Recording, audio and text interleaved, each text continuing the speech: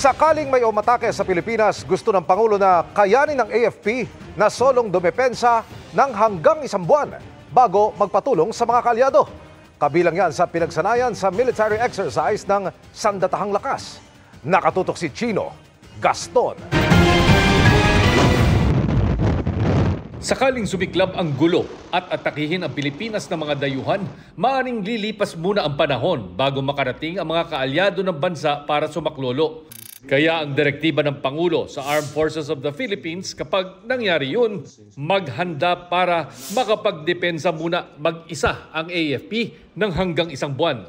Ang utos ng ating Pangulo, si President Ferdinand Marcos Jr., is that we should be able to fight and preserve our forces for at least 20 days hanggang 30 days. We are expecting that pag nagkagulo, siyempre tayo muna ang makikipaggera. But we are expecting also reinforcements or help from our ally. And this is under the Mutual Defense Treaty.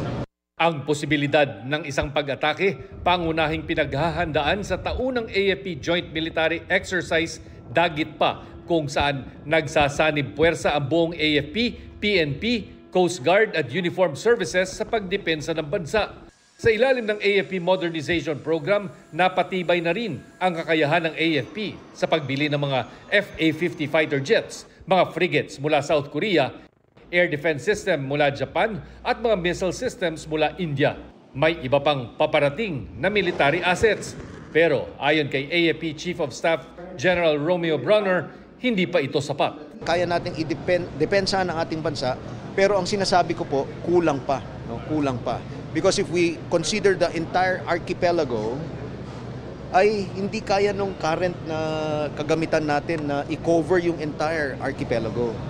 Isa sa solusyon ang pagpasok sa mga defense agreement sa iba pang mga bansa. Kaya nagsasagawa na ng mga joint military exercise ang Pilipinas sa US, Canada, Australia, New Zealand at Japan. At kaysa ng Pilipinas, inihayag ng Amerika, Japan at Australia ang kanilang pagsuporta sa pagbuo ng isang Indo-Pacific Chief of Defense Cooperation Council na kabibilangan ng 4 na bansa. Sa kanilang pulong nitong nakaraang ASEAN Defense Ministers Summit, muling iginiit ng mga defense ministers ng Pilipinas, Amerika, Japan at Australia ang kanilang pagkabahala sa destabilisasyon ng China sa South China Sea. Hinihintay na rin ng mga defense leaders ang Balikatan 2026 kung saan bahagi ang 4 na bansa upang mapaigting ang joint preparedness sa rehiyon. Para sa GMA Integrated News, Chino Gaston, nakatutok, 24 oras.